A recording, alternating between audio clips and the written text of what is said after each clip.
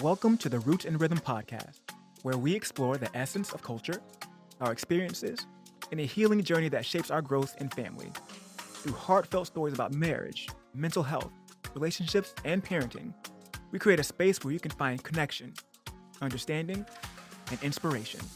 Join us as we explore the rhythms of life, one story at a time.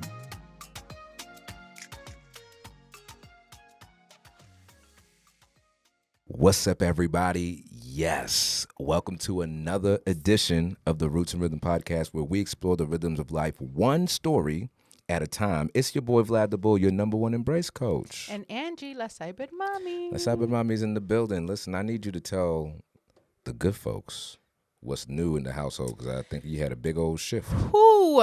So today was the first day of kindergarten. Whoa. I know. Alana got on her big girl bus. Hmm. She just did all the things. You sent me the picture of the bus, and I was like, yo, I'm not ready. It's not even happening to me. I'm not ready. Yeah. I'm just like so impressed with her. Because I mean, we used to walk to school, or my mom used to take us. We didn't catch the bus till high school, but she got on that thing and she said, "You know what? I'm gonna do this. I got it." And I took off the bracelet, but one of her besties, his mom gave me like this set of bracelets, and it's Alana has one and I have one, and it's like, oh, when you miss me throughout the day, kiss it and I'll feel it or whatever. So she was doing it at the bus stop. She's like, Stop. "Do you feel it?" Stop. And I was like, "I feel it." Stop.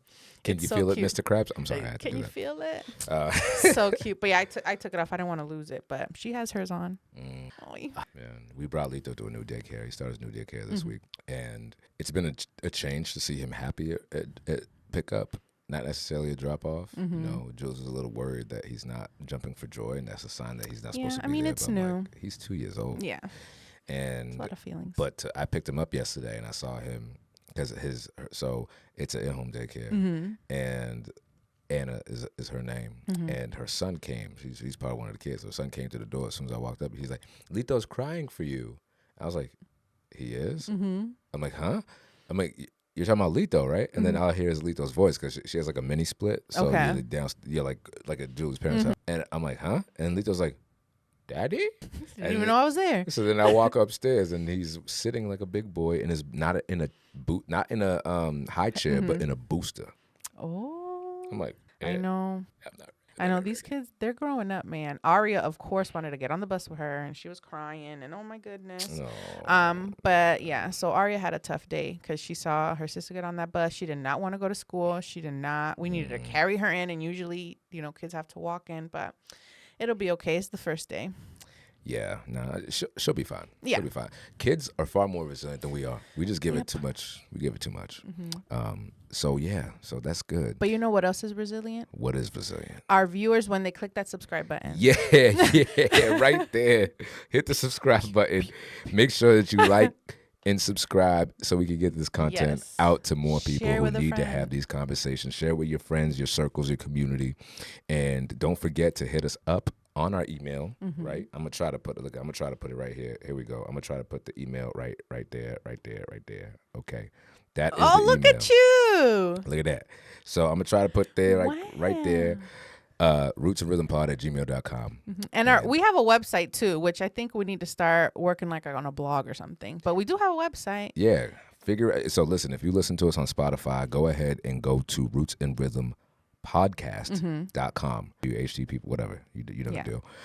So you could check out more of our content, exclusive merch, and Our bio, all the things, the affiliate links, the things, all the things, all the things. And don't forget to get 15% off of your gallon gear. I am representing right here. He did just fill it up and I put. just Did you filled put it up. lemon in it? You I put put something. lemon drops, lemon. So I was putting lemon juice, which I learned is a big no-no. I was like, oops. I was just putting little drops of that in my, when we Is couldn't lemon find the juice- packets. Oh, is lemon juice not good? Well, if it's from an actual lemon. Yeah. I was doing like the bottle, Oh yeah, no. and my stomach liner was taking a hit. Yikes. So we're inclined to have a deeper conversation today.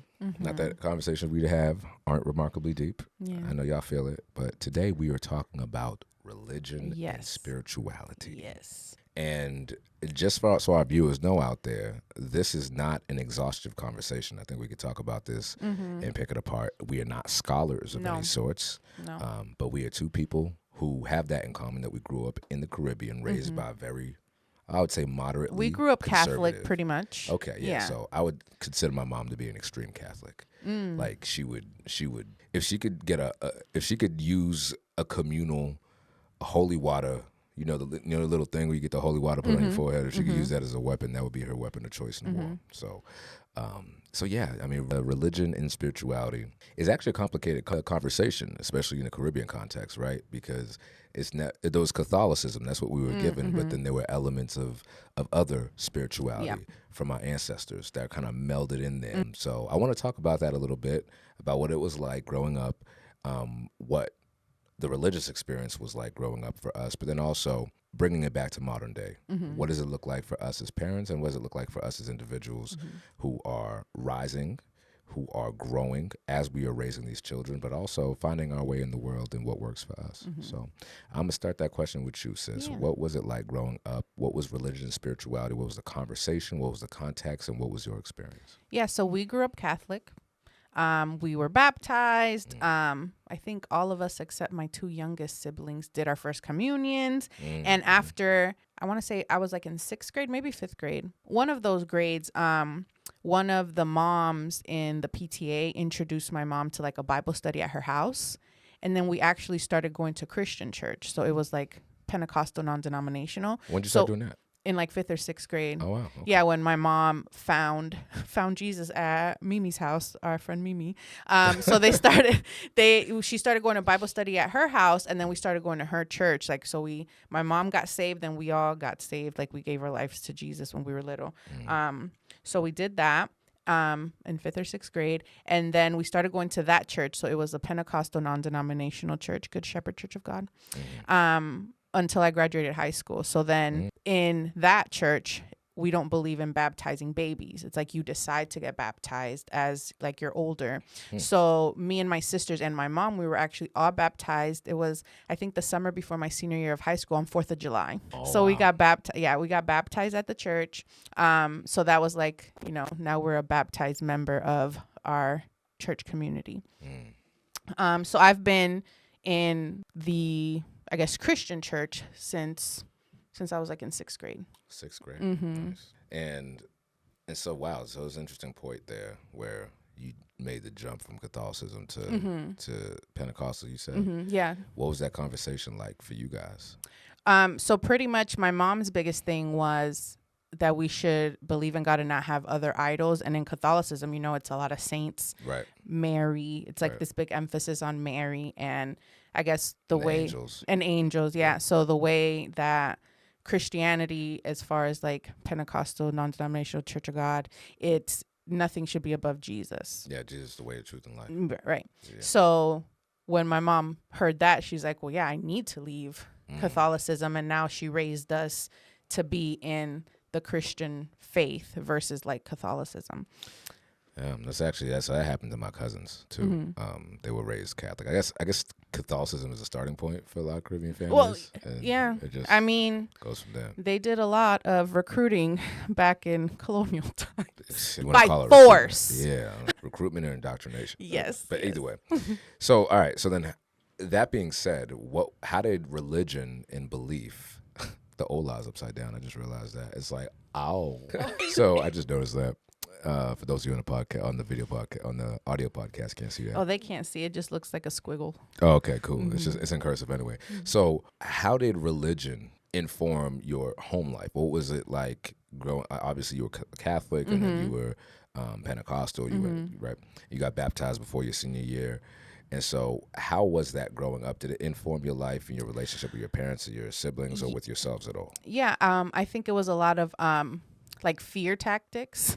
It's like God's always watching. You have to be, you have to behave. But I think outside of that bad fear, just, living in that fear of God's always watching, you can't, you're going to go to hell if you do this, do that. I think it was a lot of good too. So it's like, you should do for your neighbors. You should be kind to others, do unto others, be a good steward of your money, because you have to give tithe to the church and then, save and have that, you shouldn't have any debt. Wait, that was part of the, oh yeah. Oh, never mind. Yeah. never mind. I get it. Yeah. Yeah, so it's just being a good steward of what you have, being grateful for what you have, giving like willingly to like the poor, the needy. True Christianity is doing those things. Right. So I think, yeah, and my mom, I feel like we always joke that her and Jesus are best friends. Yeah, because then when she started, so my mom has had a cleaning business. She has sold it, and now she has a farm, like we've talked about. But her cleaning business, she called it DJ Cleaning Services because it was Delita and Jesus. But she was like, people might not like that I'm a Christian, but I'm going to put Jesus in there, you know? So that's always how she's like lived her life, right? But yeah. So I think we had a good upbringing because of like those morals and, you know, everything that we were taught. Could we have been taught those things without Christianity or spirituality? Not sure, because it's always been a part of our life. But that's not to say that you can't have those things without religion. I was going to say, if you look at the tenets of many religions, many of the main religions and belief systems pretty much teach the same thing: tolerance, chastity. Or maybe not chastity as much, but tolerance, giving to the needy, being a good person, right? And it was like that. At least my mom role model. It really depends on who is role modeling the religion. Well, I was going to say, because my dad was also raised Catholic, and he just wanted us to go to Catholic church. I think a big point of contention with my parents, too, was when my mom started going to Christian church, my dad was like, why are you leaving Catholicism? And she's like, why do you care? You don't even go. Yeah, but it was so ingrained. He's like, no, like, why would you do that? To the point is like, you're picking church over me. And my mom is like, what are you talking about? You know, I feel like that's where like they should have been divorced a long time before my mom even started going to the new church. But I feel like he just added to that, like, well, now you're leaving your religion. And she's like, a religion that you don't even practice. Like, he was like a Catholic on paper type. Right. So he didn't go to church? No, never. Okay. Never. At that point, it sounds like maybe that's all he knew, right? And that's what was being given to him. Yep. And what your mom displayed actually is not common, at least from my experience. I'm not saying it doesn't happen, that you're raised a certain way, especially in the Caribbean countries where there was, we were talking about fear tactics. Imagine the fear tactics in learning about their religion and accepting it. You didn't really have a choice, but being able to change your mind. But you know what's crazy, Vlad? So my mom went from Catholicism to Christianity. All her family now are Christians. I don't want to say that she started that wave. Like, I think it was probably like her and one of my uncles, like around the same time, started like that journey. But now it's like you go there and there's no saints, no Marys, no anything. Like, it's strictly like Christianity, Church of God, amen, hallelujah. We have a Mother Mary at every corner of our house in my mom's house. That's super Catholic. Well, it gets more Catholic than that. Like, we have 10 commandments placemats. We have 10 commandments in every You can't forget room. them, Vlad. You can't forget them. Now, whether everybody in the house follows them is really another point of contention. But but that it was pretty much the same growing up. My mom's an insane. I want to say insane. Maybe I'll roll that back. My mom is a very devout Catholic. My mom still goes on the church. Like, they have everybody meets at Blue Hill Avenue. They get into a tour bus. They go to some church in like Philadelphia and they pray for like 20 or 30 hours straight. And it's intense. My mom's always trying to get me to go. I was like, I'm all set with that. She's like, why not? I'm like, well, first and foremost, I don't understand a word of what anybody's saying, because we didn't go to Haitian churches growing up. Oh, gotcha. A lot of my family, my friends who were first generation Haitian Americans, they did. I'm like, we didn't do that. And I was like, well, when we did go to Creole masses later on, a lot of the stuff that they're talking about when they're preaching from the Bible is all in French. Well, it's funny because shout out Darnell. Darnell's mom is super Catholic too, and all her aunts and like her relatives, and they have like a prayer line. Yeah. Oh, yeah. Yeah. So you call the prayer line. So anytime like something would be happening and stuff, Darnell's like, my mom talked about it on the prayer line this morning or whatever. It's like at 6 a.m. And I'm like, oh, thank you so much, Miss Marie. But yeah, so they get on that prayer line. I was one time I was dating this very sick person.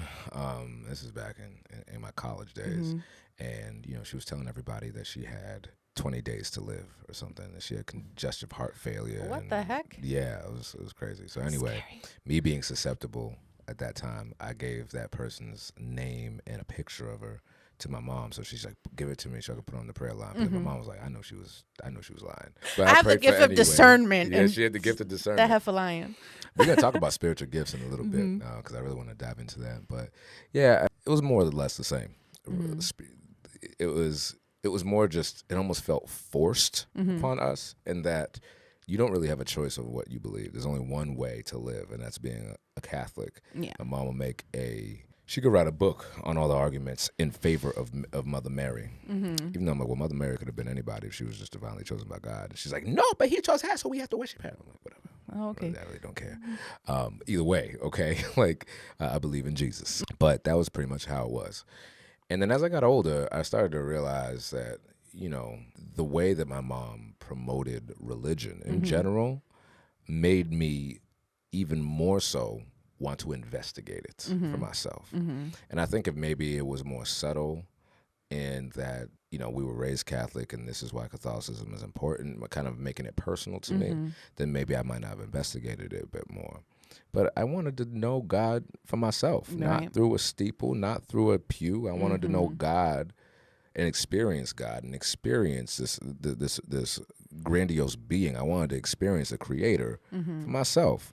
And I'm going to be real with you. Catholic Church is boring. It is boring. It is so boring. Like, you grew up Catholic. You know what it is. Yeah. It's the only good thing about it is that it's the same thing every single Mass, with the exception of Christmas and Easter. Yeah. I will say, so one of our friends recently lost his dad, and he decided to join the Catholic Church because the rest of his family is Catholic.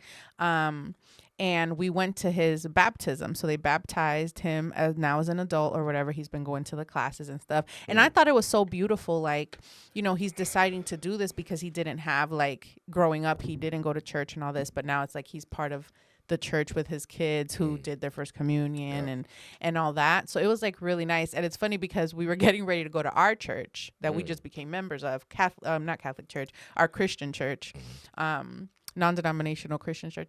And we were getting ready, and I get a text like in our group text, like, hey, congrats to him, wish we could be there. And I was like, Wallace, oh my God, the baptism is today. And he's like, oh, well, we're going there instead of going to our church. So we went to Catholic church with the girls, and it was their first time going to a Catholic. Well, let me stop. It wasn't their first time going to a Catholic church. It was the first time going to like a Catholic Mass, because, when Darnell got married, it was in a Catholic church, and it was a whole Mass. And the girls did sit through that, thankfully. So then I was like, oh, we have to pack the books and we have to pack the snacks, because at our church, they have kids' church. Right. So they go to their own separate place and have like a kind of child-friendly service, and then they play games and do a craft and stuff. But at Catholic church, they don't care about all that. You're gonna be in that Mass. You are gonna be in those 0 to 100 years old. Comfortable 0 to 100 years old. That's for real. In my church, I don't know about yours, but in my church, grew up in a church called Blessed Sacrament. That's where I got my first communion, and it was maybe like 25-30% people that looked like us. Remember, I grew up in Cambridge, so everybody's everywhere.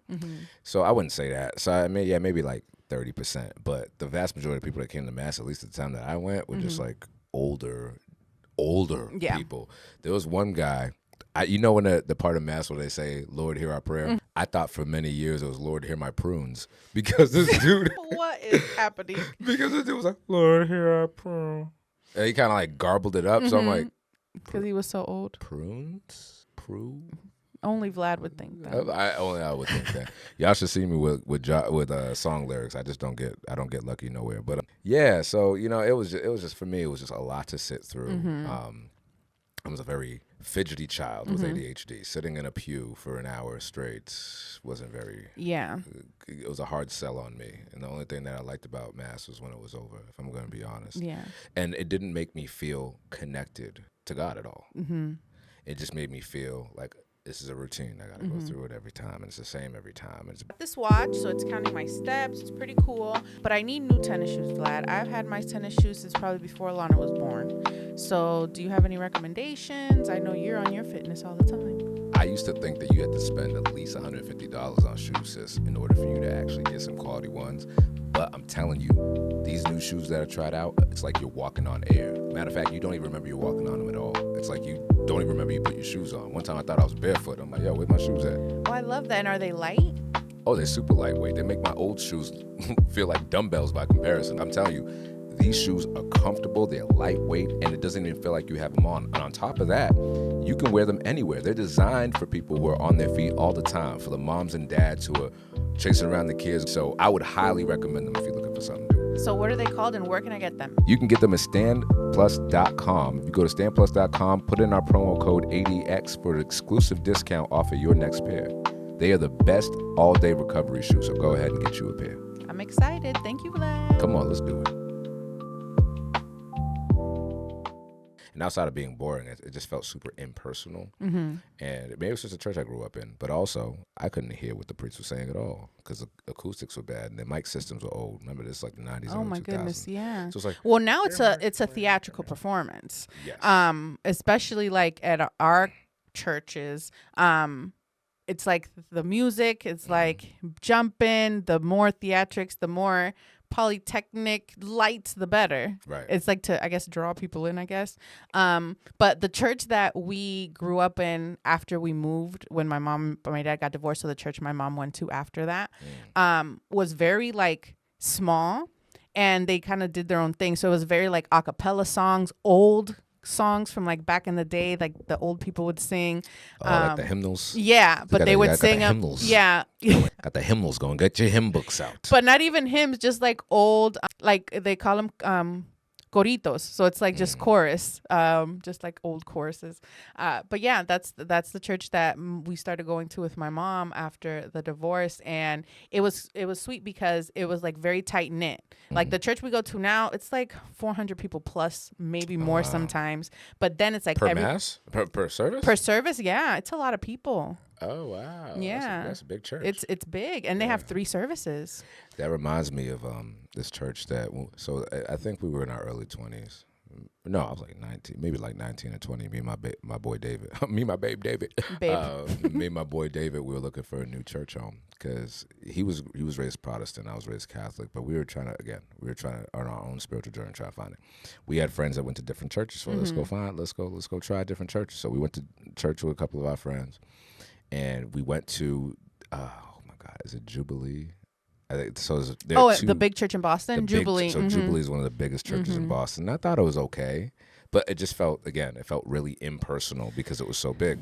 And then we went to another church, and this is the first Pentecostal church I went to. And I'll never forget this, man. Again, no judgment here. It just wasn't my cup of tea. And here's why I'll tell you why it wasn't. I remember they did something called like the Praise Countdown, and they literally put it on the TV.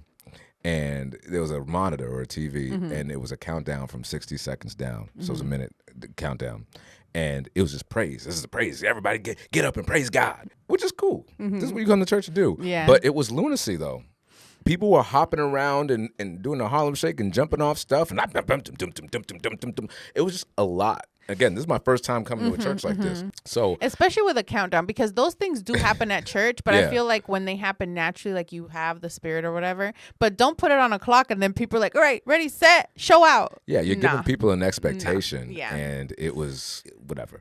So I'm like, me and my boy David are like, well, yo, this is kind of crazy. So then I got on my knees and I just started praying. And Lord, make it stop. Lord, if you can hear this, it's me, Vlad. Make it stop. Like Jesus, order my steps up out of this church. So I'm on my knees, man. I'm praying, and I see an usher come by with this almost pristinely white glove, and he tells me to get up. I'm like, wait, time out. I'm gonna call timeout on this. I'm in church and I can't pray. I'm out of here. This is crazy, right? That is very odd. It was odd enough. And my friend was after, she's like, how'd you like the service? I'm like, I didn't like it at all. Did he stop you because you have to praise in 60 seconds? Yeah, because everybody else was praising. Oh, see, no. And you're jumping around like cockadoos. No. And I'm trying to pray and have my own relationship and conversation with Jesus, because I think Jesus is hearing all this noise, but I'm sitting here trying to, you know how the Bible says, don't be like the hypocrites in the synagogues in the street corners. When you want to talk to, you want to pray, go into your room, close the door, and talk to your guys in heaven. I'm like, I might not be able to go to my own room and close the door, but I'm trying to close my eyes and my consciousness to whatever else is going on around here, because this is just noise. And the fact that the man wouldn't let me do that, I was like, I don't want to be a part of a church that does that. No. So we actually ended up finding another church, me and my boy, in college. My boy Ernst, actually, this girl named Juju. She's like, oh, we're going to this church in Revere, and it was called a church called Eagle Heights, and it was. I still think if we lived nearby, we would go to that church. I loved that church. We went. Me and my boy went there every Sunday. I'd pick him up down the street. We go to church. We bring friends sometimes.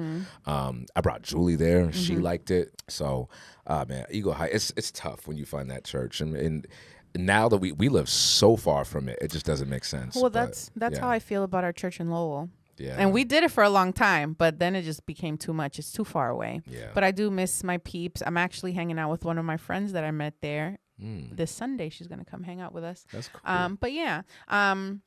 So big church. Now we go to this huge church. Even the church in Lowell was probably like 120 people. So everybody kind of knew each other. But this big church, they recommend like small groups, like find a small group so you can kind of like build that community and stuff. And one of the Sundays that we went, Alana just kind of like got really close to this one lady. Her name is Melissa. Shout out Melissa if you're watching. And I didn't know this, but Alana started calling her Titi because they had curly hair, and she was like, "Oh, Titi, Titi." So we, started hanging out. And the first time that Alana called her Titi, she started crying, and I'm like, "Are you okay?" And she's like that she's an only child, so she doesn't have nieces and nephews. And I was just like, "Wow, look at Alana, like like giving this lady something that she's always wanted." But it's really sweet, So that's a community we have. Then I joined like a praying moms club. So all the moms, I love clubs, and it's not even called Praying Moms Club. It was like Praying Moms like get together, and I just call it Praying Moms Club. So what do and then I have walking club. And pray? So we were going through a book like How to Raise Godly Children, I think it's called. So we went to that book for like 8 weeks, and now it's over because it's the summer and then school started. But I'll join another group to kind of like start building that community. But yeah, that's a beautiful thing, man. You have to build community where you're at. Yeah. And Wallace joined the worship team. So, we're finding our rhythm with the new church. Yeah, if I'm gonna be honest, I feel like we've gone back and forth. I've had so many different iterations on my spiritual journey. Like there was a time where I would never identify as being deeply Catholic and rooted in that belief or even in that culture or in that group. And then there was and then in high school, I was like deeply anti-Catholic, and I was super into, I don't even know what it was, Protestantism. And that faded, right? It was almost like a fad.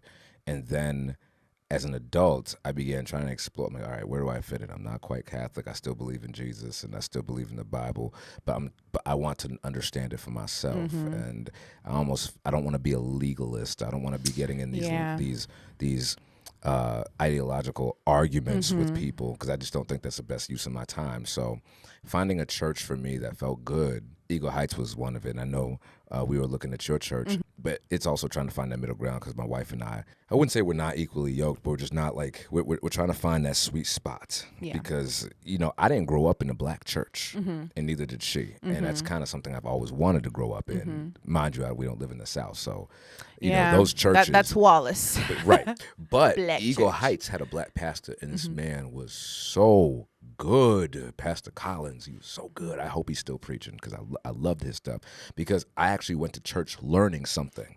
I didn't go to church because I had to. I didn't go to church because it was Sunday or because it was Easter. I went to church because I wanted to. And that's the type of church that I want to be a part of. And that's the thing too, so the church that we go to now, the pastoral team reflects the body of the church. So they have like all the flags that are represented, and it is kind of like this melting pot in church of all these different kinds of people, and we translate the service in Spanish, in Creole, because there's so many people that speak Spanish and Creole that don't speak a lot of English, right? There's a lot of Africans. It's just a lot of people. And usually when you see like this very like diverse multicultural church, everyone on the pastoral team is white. And I told Wallace, I don't want that. Because why is your leadership not reflective of your body, like the church body? Do you think that was intentional in those instances that you see where there's a church that is diverse, multicultural, as one would say, but then the worship team or the teams that represent the church outwardly? Well, not even the worship team, the pastoral staff. Or the leadership team. Yeah, the leadership team, yes. I feel like your leadership team needs to reflect the rest of the body of believers that go, attendees, members that go to your church. and ours does. You know, they have women, they have a black woman, they have a white guy, they have a Spanish guy. Like, it's very representative of the body, because then it's kind of like, I feel like if you're white pastors and then a different congregation, they have like this savior complex. And I didn't want that. So evangelism. Yeah, evangelicals. Yeah. What is it? Charismatic church, whatever it's called. I'm not a theologian. I'm not out here trying to say the wrong thing, but yeah, and I didn't want that. So I am glad that like our church is like that. It's very welcoming, and anyone is welcome. It's not like this, oh, you're a sinner, you can't come here. We're all sinners. Everyone should be able to come, you know? So that brings me to the second part of this conversation. And this is where I believe it's going to get interesting. Yeah. Do you feel that it is appropriate, or it is the church's duty to take a stance on certain polarizing topics that not only affect the church, but also are themes in politics? For example, one is that's largely debated in religious groups is gay marriage. There are some people who don't even think that people who are gay belong in the church to worship. There are those who don't believe in, who do believe in integrating anybody, because we all God's children. There are some people who believe that anyone who would act on same-sex attraction are going to burn in hell. Not saying that we endorse any of these ideas. No. So I And guess my I don't question believe that. Yeah, so I guess my question to you then is, where does that sit with you? So I think that is one of the things that, I don't want to call it church hurt, but that's one of the things that I don't agree with in modern Christianity, because I don't think that God would give us those attractions and feelings if it was wrong.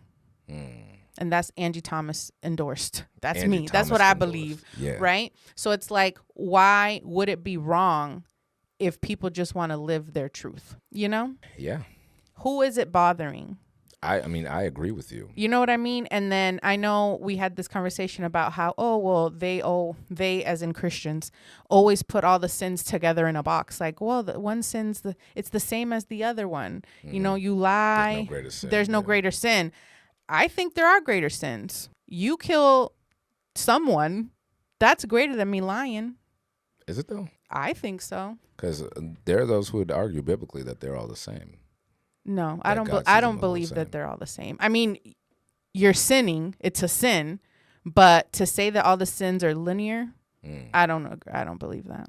Now, is that a belief that you have? That's me, Angie Thomas. just That you, is okay. not at my church. That is Right. not Wallace. That's me. Right. You know, and here is where I was turned off from church for a long time. It was not Jesus that turned me off, the teachings, or even It's the people.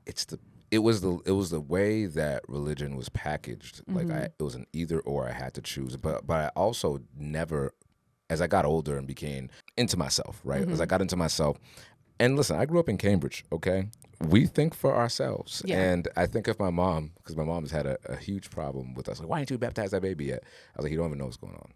What's the point? You really, the baptism is not for him, it's for you. Right. And that's the other thing too, right? So we don't believe in baptizing babies either. Like I told you, you have to decide that for yourself. Yeah. We dedicate children to the Lord. Like we're dedicating, like we're going to raise them in the church. These are their godparents that are like assisting us in doing that. But no, not baptizing. Yeah. But yeah, that is a Catholic thing. I was baptized as a baby. And then as an adult when we made that shift. Right. Yeah. Nah, I mean, if I had a dime for every time one of Alito's grandmothers asked me, either of them asked me when that boy is going to be baptized in the Catholic faith, and there's other reason why we don't really we haven't hopped at the opportunity. Number one, Julie and I are different people, but we are similar in so many ways.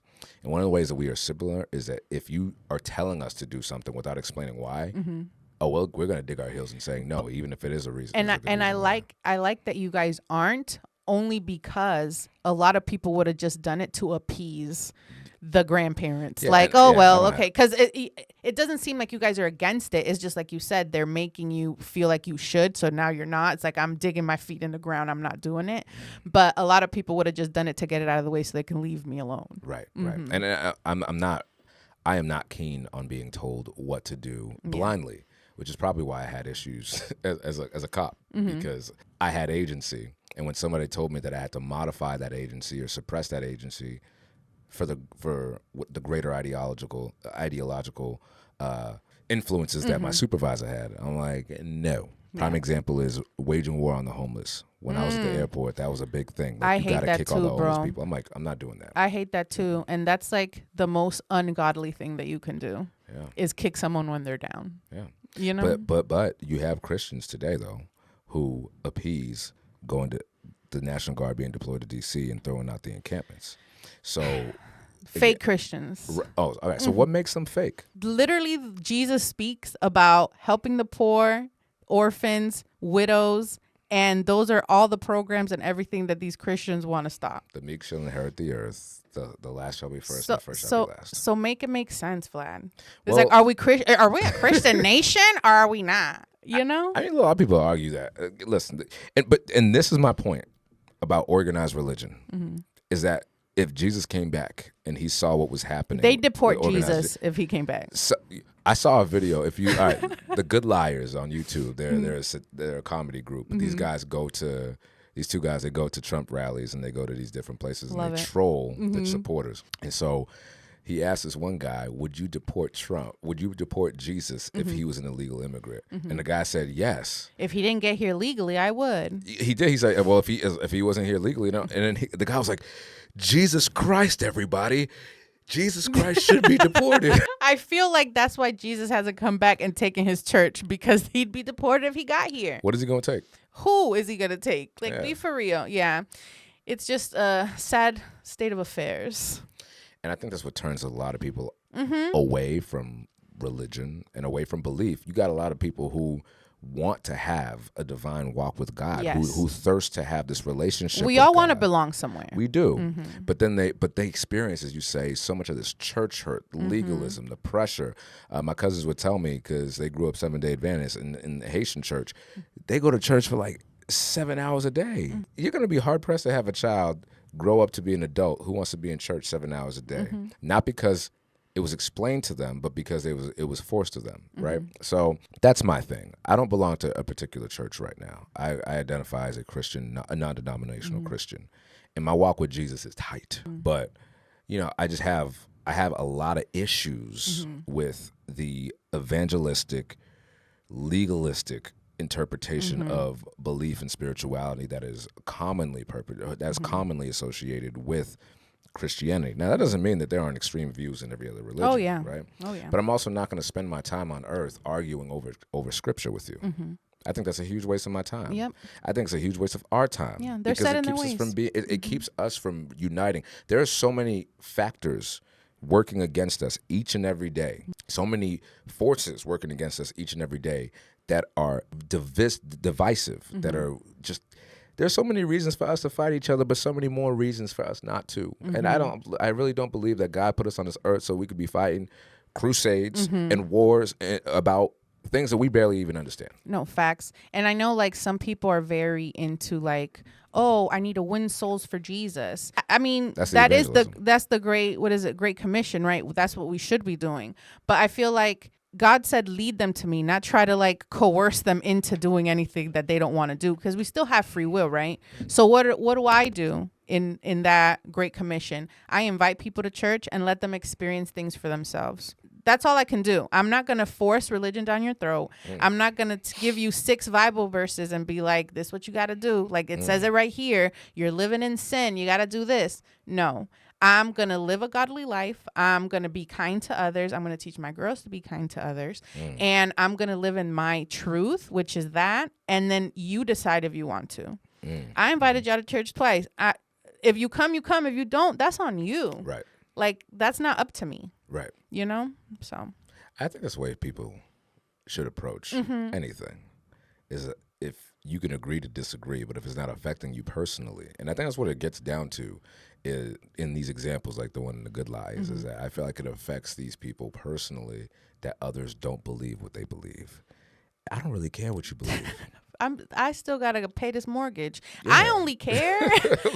only care if you are affecting my daily life. Facts. You know, and and I think I shared this with you upstairs before we started recording. It's like the church wants to be involved in so many things. You have a say when you pay some taxes, because you don't pay any taxes. But you're trying to control everything. Get out of politics. Yeah, it's just annoying. It's annoying. What do you think about there? I can't remember. I think it was in Texas. I'm sure it was in Texas. There's legislation being brought forward that would mandate that the Bible be taught in schools. So then teach the Quran too. And teach, what's another religious book? They're all slipping away from me. The Torah. Teach them all. We're either going to know our religions or none of them. So why do you think it's important? Let's look at the psychology of the people who are pushing this legislation, the people that support the bills. Why is it important for what place does the Bible have in schools for you? I personally don't think it does. I don't want to go to school learning something that my parents should be teaching me if that's what you want me to learn. But it shouldn't be everybody. Then that's the thing, because then these same people that want the Bible there don't want you to teach about reproduction, don't want you to teach about contraceptives, don't want you to teach about other things that they don't agree with. They only want you to teach what they agree with. And if it's not that, it's nothing. If it's going to be that, it needs to be all. Right. So you can't just, again, picking and choosing just because I agree with it. Right. Do we want well-rounded kids? Because, again, you can learn a lot of things from these other books. So why not? You can't be that self-centered to think that all these kids just need to learn the Bible. Nah, bro. I think people just want to be acknowledged. Acknowledge me. People just want to be acknowledged. I've been waiting to use the soundboard for so long. Oh, my God. Because we couldn't do it when we were just doing on our old equipment. I was having a conversation with a friend this morning, and shout out my boy. I'm not gonna name your name, call you out, man. But your prayer group. One of my prayer partners, and he's a good dude, man. We were having a nice conversation about religion and faith in schools and agendas, and like my mother-in-law says, good people can disagree. I don't have to agree with everything you say. As a matter of fact, if you're friends with somebody who agrees with everything you say, then you're gonna have to get some new friends, because eventually you're gonna believe in something that might hurt you or might hurt somebody else. And I would hope that you have friends that will call you out on that and keep you from doing that. And so, we were talking about how Cambridge is. And we grew up in Cambridge, both of us. And he was like, yeah, man, it's just really liberal, and they're pushing agenda on kids about gendered identity and all this stuff. And I'm like, all right, man. I don't know. I just said, hey, I don't know if that's happening, but if it is, then I have to look into that. But I believe that in the Bible Belt, a lot of these stories around there being a political agenda with a certain party, exaggeration city. Yeah, it's like, all right, man. You can have opposition to curriculum, but to make the case that everybody needs to fall in accordance with your particular religious belief is absurd to me. And it actually strips this country of its identity, that everybody from every creed can come here. Why does everybody gotta look the same, be the same, sound the same? And I don't know. I just, again, I don't like being forced to do something that I don't personally believe in. And so when you just present something to me and say, this is what you got to do because that's what the Bible says, I'm like, okay, what is the context? Like, for example, the tattoos. Yeah. When I was getting tattoos, my mom was like, you're going to burn in hell for having tattoos, and you shouldn't have that because the Bible says, and my aunt, my aunt always be trying to say, we have not seen me. They don't want their tattoos. I'm like, all right, where does it say that in scripture? Like, oh, they said you shouldn't put any marked images on you. I was like, okay, context is important. Because in the Bible, there were people who were who were doing pagan practices, and they would carve symbols into their skin. That's not what the context is important. And so my other issue is that if you are a biblical scholar and you're a biblical Christian, you just go buy the book, no matter what, Old Testament, New, whatever it is. The New Testament literally provides new context to the Old Testament, and this is, again, the Bible was interpreted many, many times. Many years ago. And there weren't words for the things of today back then. No. So then okay, that's just my stance. I'm like, all right, man. I'm like, listen, if you want to spend your time arguing over stuff in let's face it, the average person that's making this argument, they ain't read nothing but beyond Genesis. Or they might have read some Romans, they might have read some Psalms, maybe do a Psalm for every day, like it's the 14th, we're going to read Psalms 14, Proverbs 14. Like, come on, y'all don't even know. Y'all got so lost in your religiosity that you miss your humanity, Yeah. And that's what, and that's my issue with mainstream organized religion. But I believe you should be able to worship in any way that you want to, as long as it's not harming nobody. And that's the thing. It's not harming anyone, And we can't force people to do things that we ourselves would go nuts if it happened. Right. Example, Christians love to say the church is being persecuted. Christianity is being persecuted. Where, bro? Where? We celebrate all Christian holidays. Yes. Our schools are out for all Christian holidays. That's true. This is true. If we really want to say who's persecuted, it's the other religions. Right. But if it was in reverse and the Christianity wasn't allowed to be practiced in schools, or people were pushing other religions, people would go crazy, or they, do whatever they need to do. But because it's the other way around, now Christians are like, oh, I'm being persecuted, but you're not. It's funny. No one's dying in America because you're a Christian. Right. Other places, yes. Yes. But not here. So you're not being persecuted. Remember post 9/11 and around like 2003, 2004, we were in Iraq, and everybody who was Muslim was a target. Everybody, just like after COVID, everybody who was Asian was a target. Anybody who was perceived to be Chinese was a target. We're gonna talk about politics in another. It's hard to talk about religion right now without talking about politics, but this is not a political episode. No. But do you remember how hard it was for folks from the Middle East? Yeah. Anybody that was Muslim. One of my best friends, man, he's Somalian and he's Muslim, and the amount of hatred and ridicule that he got in school for it and beyond is just so unfair to me. And he deeply believes and upholds his beliefs. As much as he really wants to, right? But like, he really does identify with his faith. Why should it be any different for him to pray how many times a day that he wants to? Why should it be any different? Why should it be more difficult for him to read the Quran? Because it's not the Bible. It's just, I just think it's stupid. I honestly think if you study all the major religions, you'll find so much more common ground.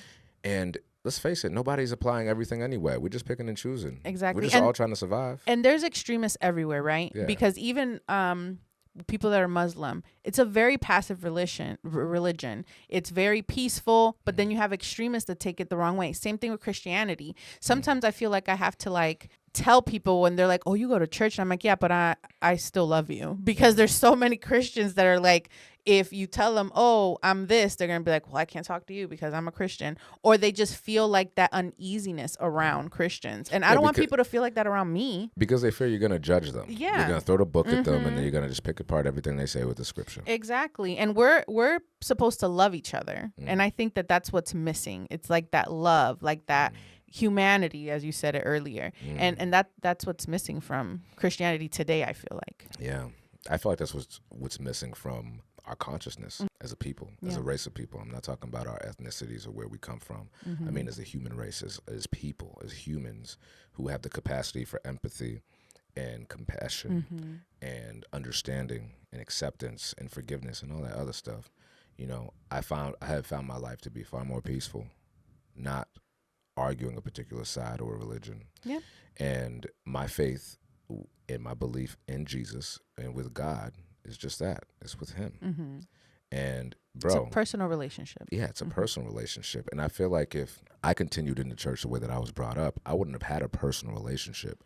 It would have been my mother's relationship, branded through me and upheld by my mom and my connection to her and my fidelity to her and the way that I was brought up, and not necessarily my own relationship. Although my mom always said, you need to have your own relationship with Jesus, but it was more like, you need to have your own relationship with God, so go to the church that I tell you to go to. Well, and that's the thing, and I know Wallace will agree with me on this. I'm like, well, as long as the girls are under our care, they're gonna go to church with us. Yes. I don't agree with this. I don't feel like going. Girl, sometimes I don't either, but we go. Right. Right. And I'm open to them, exploring other things if that's what they feel like. But this is the foundation that we're starting, and what I know and what Wallace knows. So everything else will kind of be on their own type thing, but we'll be here to answer questions. And I do want to have that kind of relationship with them, where if they are questioning, we have people around that can help when they have those things come up.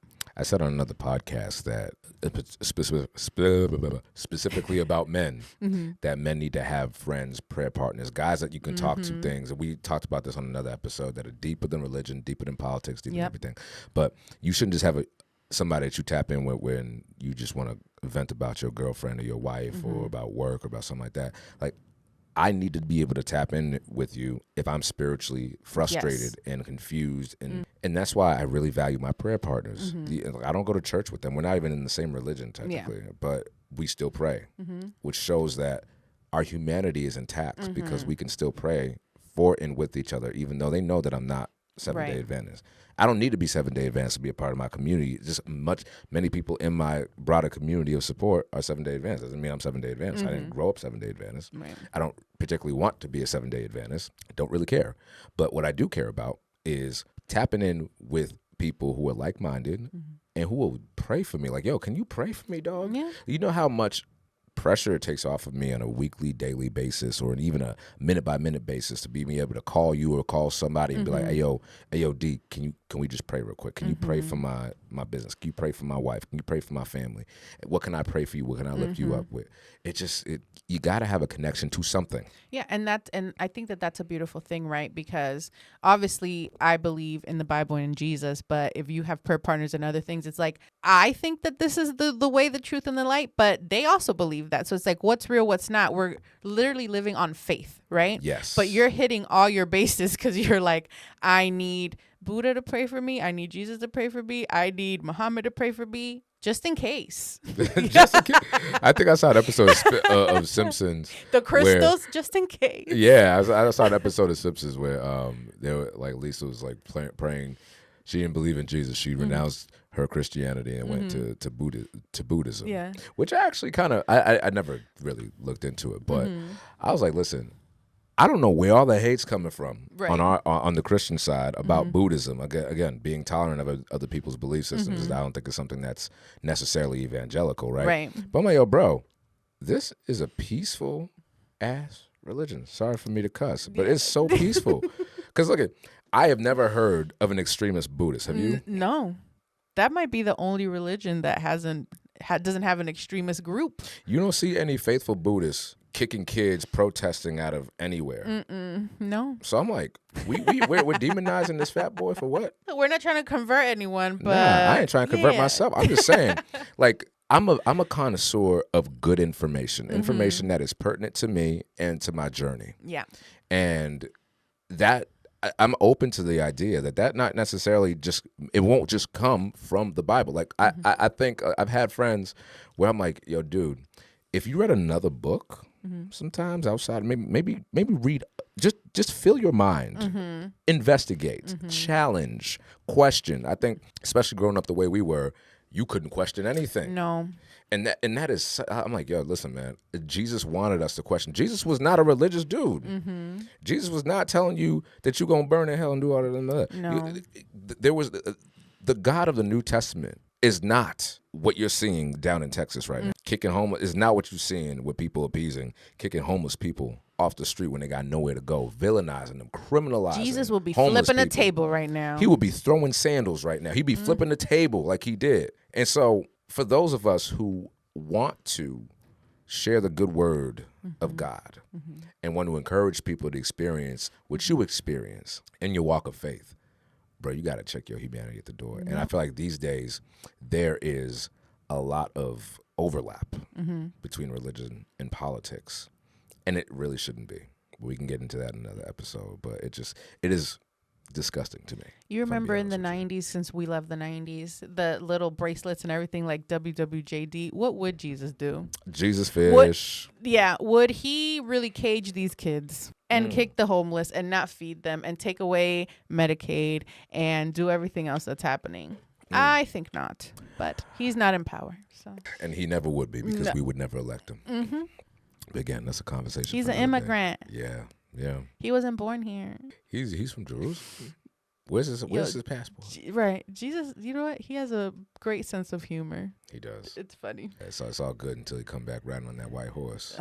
A lot of these Christians are going to be in trouble. Yeah. Or what is it, like the Left Behind series? Like, why am I left behind? I Oh, wonder my God. why. You know, have you ever watched that? Yes, when I was little. You did? Oh my God. I had this fear of like anytime it was too quiet, I'm like, Lord, my friend Carmen, that happened to us in college. The lights went out and we're like, Being left behind. People start evaporating and everything. the rapture. Man, I have oh, man, we could talk about this forever, but the sensationalism of religion, I think, is the decay of the human experience. Like, I remember when 2012 hit and everyone's, because like the Mayan calendars ended, so the world's gonna end. Same thing with 1999 when it turned 2000. Oh yeah, You the remember that? millennium. Yeah, everybody was stressing out. Y2K. Yeah.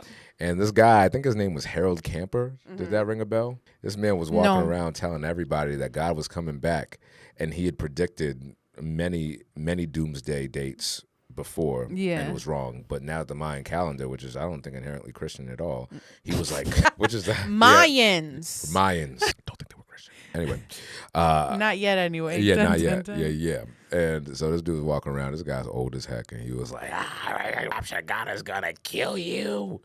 But Jesus loves you, but he's going to kill you. And it didn't happen. And I think he might have died of a broken heart later. But yeah, it's just stuff like that, man. It doesn't help. It doesn't help when you try and raise these kids to have a relationship with a loving God. And, you know, we need to do better. And for me, for Lito, I just want him to know that he has a God that serves him, that is not just waiting for him to fail. Right. With an entire list of ways that he can be damned and cut and thrown into the pits of hell, into the fire. Yeah. That's just me. And I don't think that that's what God wants for anyone. You know? I think it's really sweet when the girls like pray for each other, pray at night. My mom had a headache, and then I was like, oh, I'll pray for you, mommy. And then Alana, she's like, I'll pray for you, my Buddha. And then she says like the Our Father. Wallace taught her, you know, the Baptist way to say it. So she says it, and my mom boohoo crying because, you know, that's all mommy wants is for us to raise godly children. So she's like, my goodness.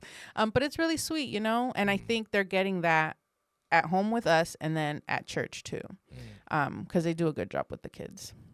Yeah. Now, last question for you. Do you have any friends that are not Christian? And if you do, or if you met somebody that you thought was awesome but then realized that they weren't Christian, how would you approach that relationship? Oh, I have a lot of friends that aren't Christian or are Christians and don't go to church, or have church hurt and they used to go to church but they don't go to church, or are atheists and don't believe in anything. I treat everyone the same, Vlad. It just depends on what we're talking about, right? It's like you wouldn't talk about sports with your friends that don't do sports. And that's the same thing. I wouldn't talk about church with people that don't believe in church or whatever. My job is to pray for them. My job is to invite them. If they say no, they say no. Right. And that's it. And we keep it moving. We keep it pushing. We're still friends. And I think that's how everyone should live. Right. If you put yourself in a silo and you only want to talk to people that look like you, believe like you, talk like you, whatever, you're not going to grow as a person either. You know? And some atheists, honestly, Vlad, they still have people don't think that, but they still have morals and standards, and they're raising their children with manners and everything else. Like, everything doesn't come from the Bible. Right. You know? It does for Christians, but not for everyone. And I think that that's what we have to remember. Like you said, remember your humanity. Like, we were put on earth to spread love and light. Are you being love and light? That should be everyone's question at least once a day. What I'm doing today and the things that come out of my mouth, is it love and light? Ooh, I like that. That's really good. And I'll wrap with this, right? I'm reading Atomic Habits by James Clear. It is a really good book. You read that book? Yes. And one of the things it says in trying to change a bad habit, so maybe you have a bad habit of judgment. Maybe you have a bad habit rather, of hatred or bigotry or narrow-mindedness or intolerance. And it says, what did it say exactly? It said, when you want to, because it breaks down behavior into 4 parts. There's the cue, the craving, the response, and the reward.